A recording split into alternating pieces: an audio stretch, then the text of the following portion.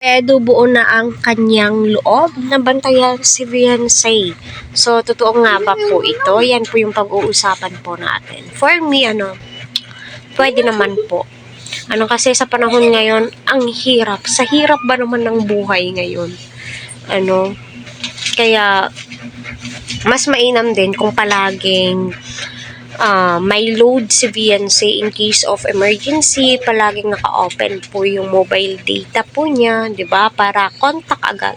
Kasi alam niyo itong mga K-Angel, sikat po yan sila.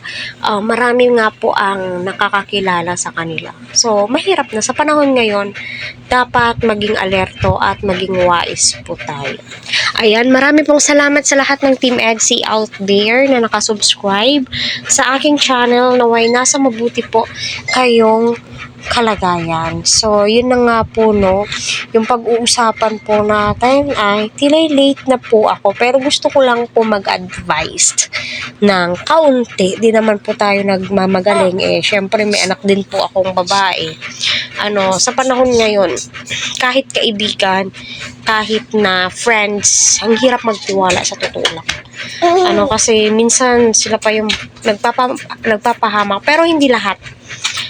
May mga mababait pa rin naman. Pero maging mapagmasid po tayo sa panahon ngayon. Lalong-lalo na kung alam mong sikat ka na. Syempre, masasabi mong sikat si Beyonce kasi ang dami po yung supporters, millions of views na din po siya kung iisipin. And syempre, kailangan din pong ma-monitor si Beyonce. Kasi like yung nangyari sa kanyang apartment daw na nilooban. Di ba? Isa na po yung warning sign na kailangan po nating mag-ingat at wag po tayo basta-bastang magtitiwala. And syempre, kailangan po natin umuwi na maaga. Pagkatapos ng school, uwi agad.